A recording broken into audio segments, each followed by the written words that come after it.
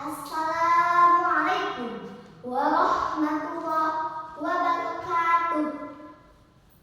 Perkenalkan, nama saya Ana Anggreni dari SDN 4 Sukajadi. Akan menceritakan tentang sejarah lubang buaya. Lubang buaya adalah salah satu tempat bersejarah di Indonesia yang penuh kenangan kelam dari masa lalu. Kalau kamu pernah mendengar tentang G30S PKI, pasti nama lubang buaya juga tidak asing di telingamu. Tempat ini menjadi saksi bisu dari kejadian tragis pada tahun 1965 yang melibatkan sejumlah tokoh penting dalam sejarah Indonesia. Yuk kita telusuri lebih dalam tentang sejarah lubang buaya dan peristiwa yang terjadi di sana. Lubang buaya terletak di kawasan Jakarta Timur, tepatnya di daerah Cipayung. Lokasi ini dikenal sebagai salah satu situs bersejarah penting di Indonesia.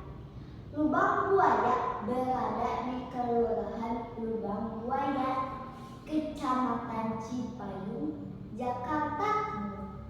Tempat ini tidak hanya mudah dijangkau dengan kendaraan pribadi, tetapi juga diakses melalui transportasi umum, menjadikannya destinasi yang sering dikunjungi oleh para pelajar, sejarawan, dan wisatawan yang ingin mengenal lebih dekat tentang sejarah Indonesia. Peristiwa lubang buaya memiliki tempat istimewa dalam sejarah Indonesia karena mencakup beberapa alasan utama yang menjadikannya peristiwa bersejarah penting untuk diingat. Di antaranya adalah 1. Kejadian G30S PKI. Peristiwa lubang buaya bagian dari G30S PKI. Gerakan ini menandai salah satu momen tergelap dalam sejarah politik Indonesia. 2. Pembunuhan pahlawan revolusi. Para pahlawan revolusi ini diculik dan dibunuh dengan kejam di lubang buaya sebelum jasad mereka dimasukkan ke sebuah sumur buang.